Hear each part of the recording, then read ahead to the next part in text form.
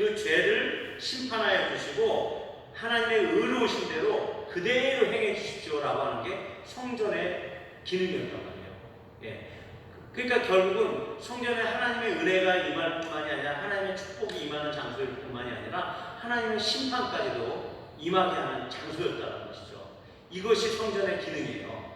우리가 지나칠 수 있는 기능이거든요.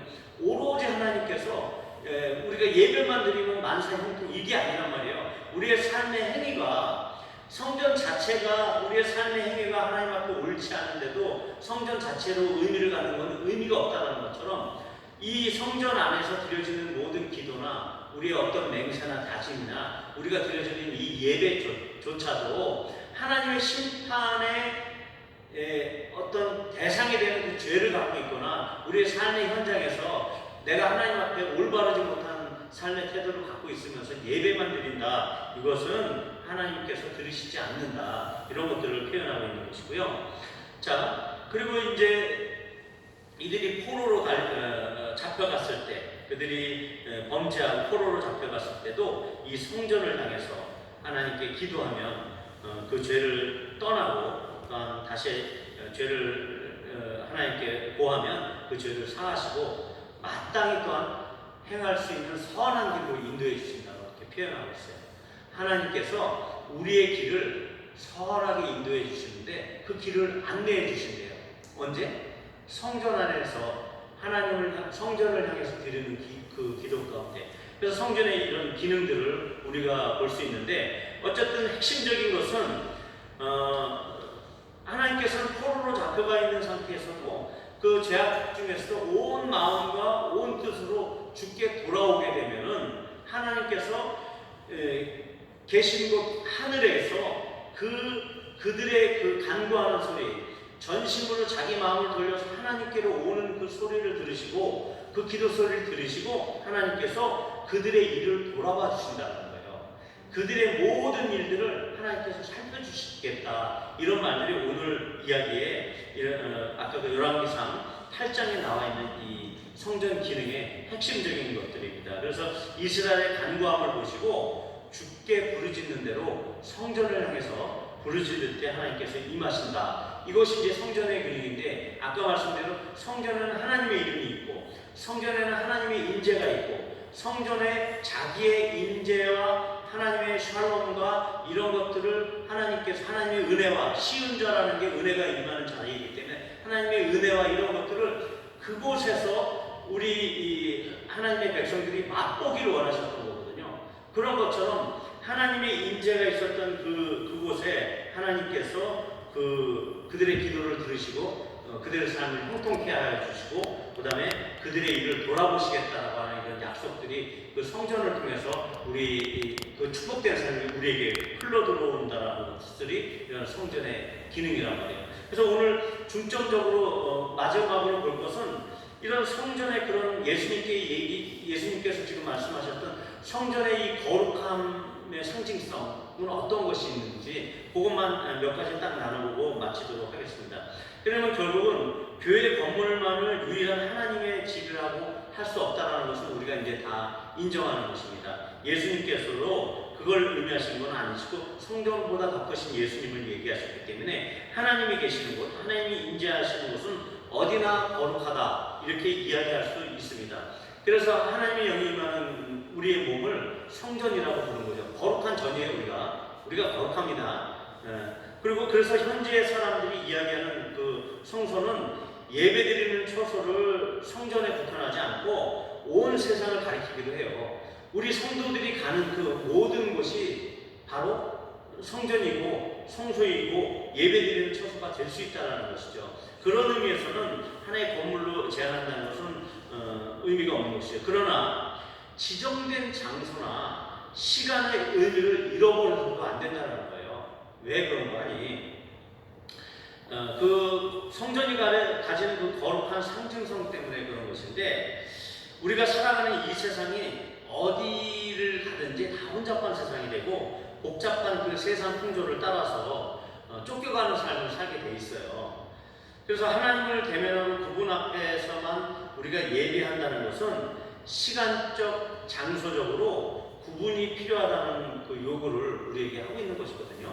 그러면 우리 집이 돼도 그것이 하나님께 따로 이렇게 떼어놓는 장소가 되어지고 시간을 하나님께 떼어놓는다라고 하면 그 성전의 의미처럼 이스라엘들 때 1년에 3번이라고 하는 그 시간을 딱 정해서 그리고 또 예루살렘이라는 장소를 정해서 이렇게 예배를 드렸다고 한다는 것은 우리가 아무 데서나 예배를 드릴 수도 있지만 그래도 한 장소, 한 시간을 구분해서 하나님을 정기적으로 만나는 그런 것들이 성전의 거룩함의 하나의 어떤 그 상징성의 일부라고 볼 수 있다는 것이죠. 그렇기 때문에 우리가 예배 시간을 이렇게 따로 정해놓고 우리가 이런 교회 건물이라는 곳에 한 장소에 모여서 예배를 드린다는 것도 하나님의 성전의 거룩한 상징성을 찾을 수 있는 하나의 모티브가 되는 것이죠. 또 성전에는 지성소가 있기 때문에 그래요. 지성소라는 것은 어떤 것이죠? 성소, 바깥들이 있으면 성소가 있고 성소 안에 또 지성소가 있고 휘장으로 두꺼운 천으로 된 휘장이 가로막고 있었단 말이에요. 1년에 한 번 그 대제사장 밖에 들어갈 수 없는 그 지성소가 있었다는 것을 우리가 유념해야 된다는 것이에요.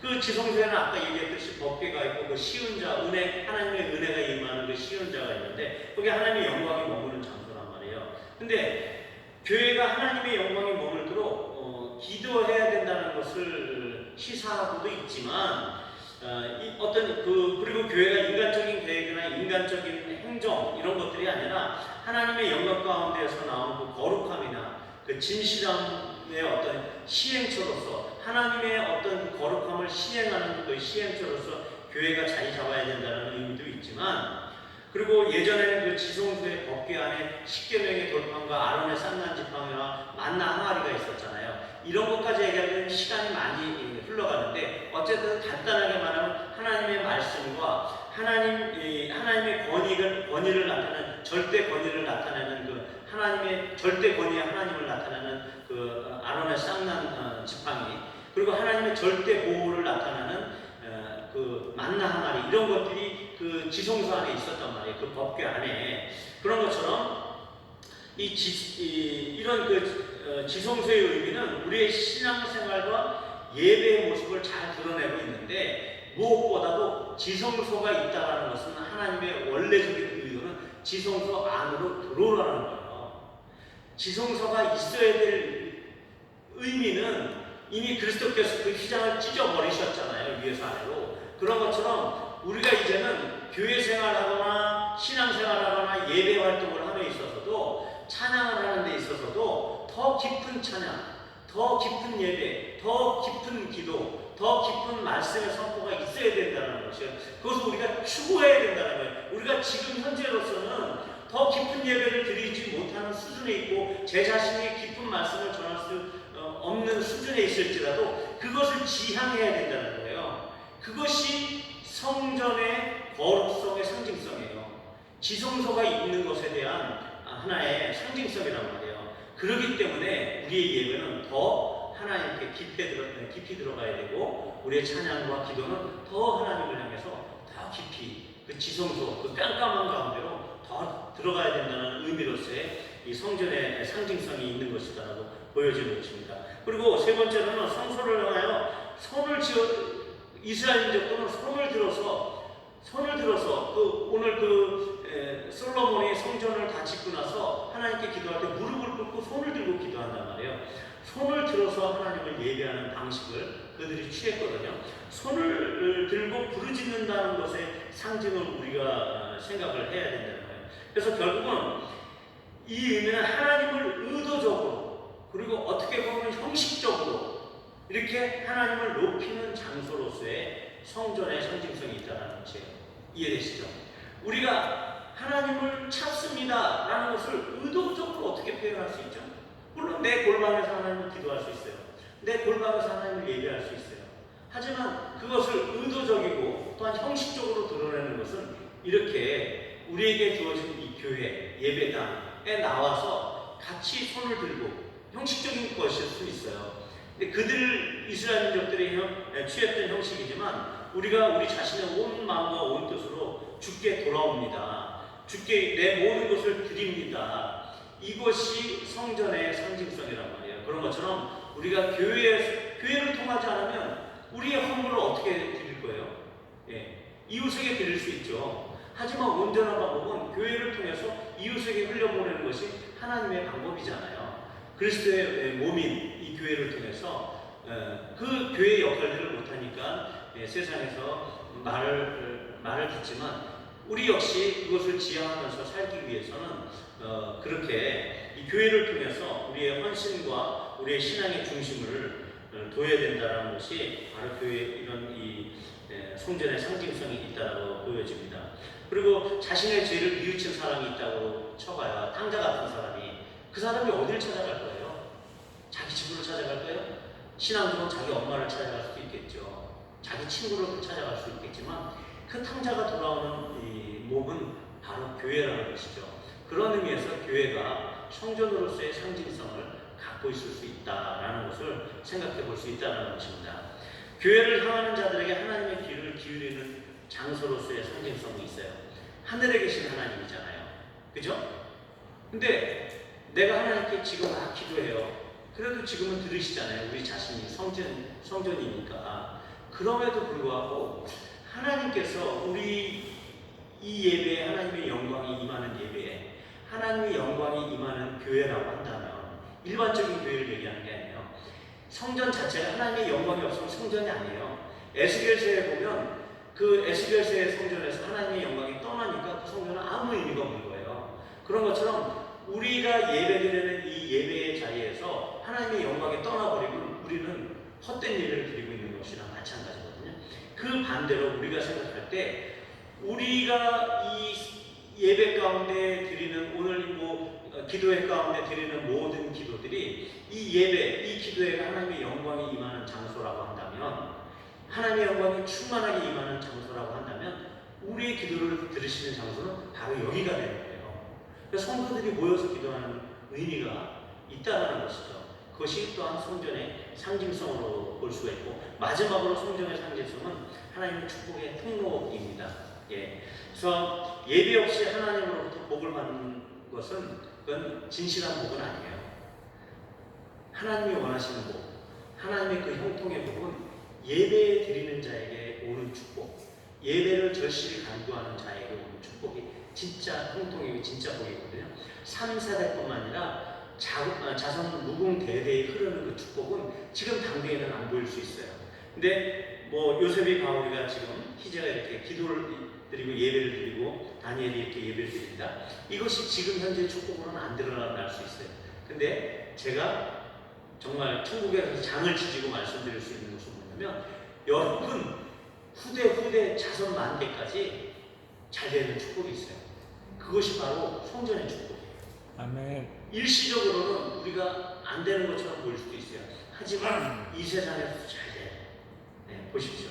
그런 것처럼 하나님께서 그 일을 돌아보시는 그 중심 장소, 그들 예배드리는 그들의 삶을 돌아보신다 그랬잖아요. 성전에서 그 중심 장소가 어디냐면 바로 성전 예배예요. 그러니까 성전 예배의 상징성을 갖고 있는 이 교회의 예배를 통해서 여러분들에게 하나님께서 복을 주실 것이라고 생각돼요. 딱 그것은 공식적으로 그게 성전 예배의 축복이 딱 그 교회 예배의 축복이라고 딱 단정지어서 얘기할 수는 없지만 그 상징성을 비춰서 봤을 때 이 교회에서 하나님의 영광이 머무는 이 교회에서 우리가 간구하고 예배드리는 그 진실한 사람들의 기도를 들으시고 그들에게 복을 주시고 그들의 일을 돌보아 주시는 그러한 일들이 이 성전에서부터 성전을 중심으로부터 하나님께 하나님 부르시는 자들에게 흘러나간다는 것이죠. 이렇게 성전을 향하는 그들에게 화를 복으로 돌이키시는 그런 놀라운 이적도 우리가 보게 될 것이라는 것입니다. 그래서 결국은 성전은 예배하는 장소지만 그것이 하나님의 장소, 하나님의 그 미워하시는 장소로 변화가 될 수도 있대요. 네. 우리의 예배가 하나님의 영광이 떠나가게 되면 우리의 이 모임과 이 예배당이 하나님을 온전히 예배를 하지 않는 그런 장소, 인간적인 내용과 그런 냄새가 풀풀 풍기고 서로의 기질과 서로의 어떤 그런 이 인간적인 것들이 풀풀 풀리는 그런 교회가 된다라고 하면 결국은 하나님의 영광이 떠나는 것이죠. 그런 성소는 하나님께서 미워하신다라고 이야기하고 있고, 에레미야 애가 2장 5절 7절에서 잘 나와 있어요. 그리고 그 이스라엘 민족들이 그걸 경험했었죠. 그렇게 해서 삶이 거룩하지 않고 타락한 신앙인들이 드리는 어떤 종교적인 행위나 형식적 예배는 오히려 하나님이 가증히 여기신 것이다. 물론 어쩔 수 없이 우리가 육신의 연약함 때문에 습관적인 죄악에 괴로워하는 심령이나 이런 사람들에게 속히 세상과 구분되어지고 성결해지기를 원하시지만, 그때까지 기다려 주시는 하나님의 견인이라는 건 끌고 가는 게 아니에요. 오래 참으심을 얘기하는 거예요. 오래 참으시는 분이시지만, 그럼에도 불구하고 오래 하나님께서 그들의 삶에 접촉하시고 말씀을 던져주심에도 불구하고 계속적으로 하나님에게 어떤 마음의 뜻과 정성으로 자기의 삶을 온전히 예배로 드리지 못하는 그런 굳은 신앙인의 상태에 대해서 하나님은 지금 핀잔하고 계시는 것입니다. 이것이 자기의 성소를 미워하신다는 것이에요. 우리가 성전이기 때문에 예배는 드린다고 하지만 인생에서 타락한 신앙인으로서 산다라고 하는 것은 바로 이렇게 우리의 이 성전이 이미 하나님이 미워하시는 성전이 됐다라는 것을 표현하고 있는 것입니다. 한편 지성소 가운데도 계속 나아가려고 시도하지 않는 신앙인들도 역시 하나님께서 그 예배의 자세에 대해서 징책하시는 말씀이라고 보시면 돼요.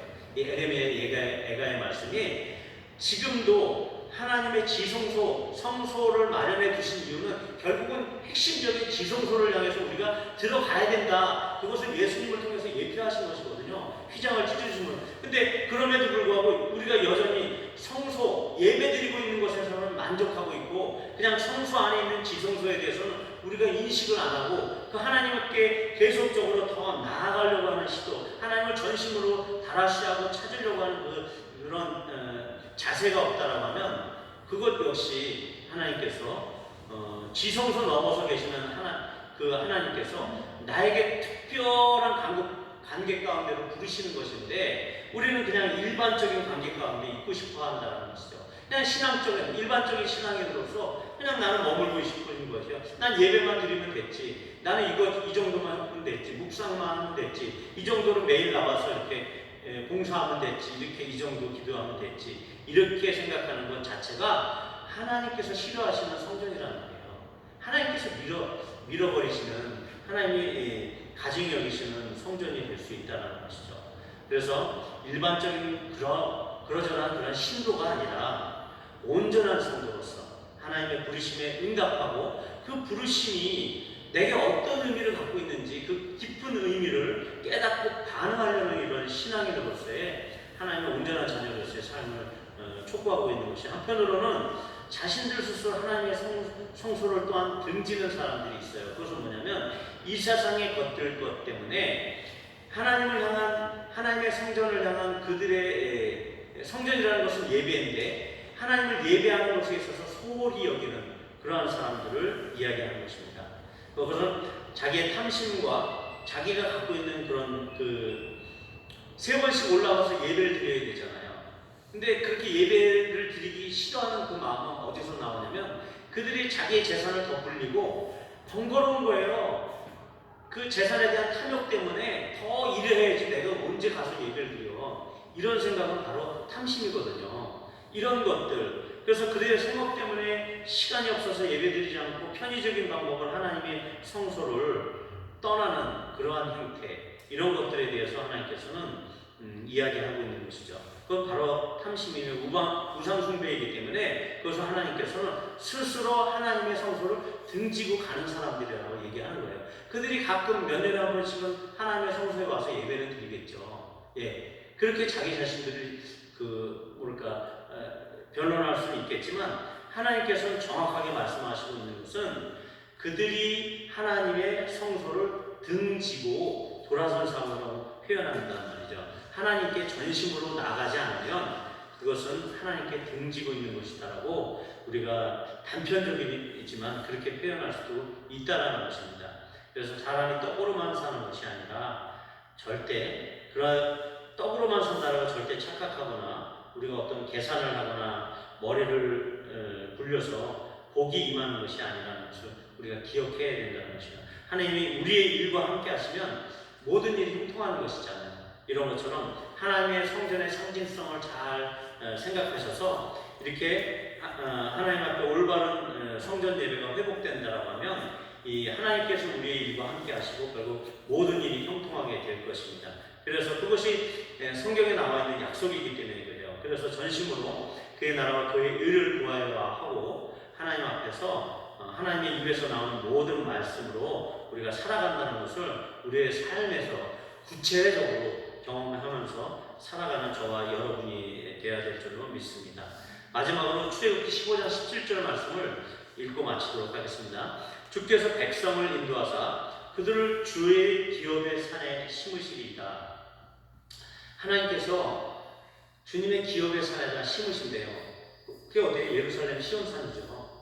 그곳에 심으신대요. 하나님께서 이스라엘 각지에서 흩어져 있는 그 백성들인데 왜 예루살렘 산에 심었다고 그래요? 각 지역에 심었지. 근데 하나님의 마음이 있는 것, 하나님의 임재가 있는 곳에 그들이 하나님을 만나기 위해서 그렇게 하나님을 찾을 때 그들이 하나님께 심겨진 사람이에요. 그 성전이 있는 그 땅에 심겨진 사람이고, 여호와여 이는 주의 처소를 삼으시려고 예비하신 것이다. 주여 이것이 주의 손으로 세우신 성소로시다. 이 성소는 누가 지었어요? 우리가 주의 성전이잖아요. 이 성전은 누가 지었어요? 성령을 통해서 우리 속에 하나님의 손으로 지으신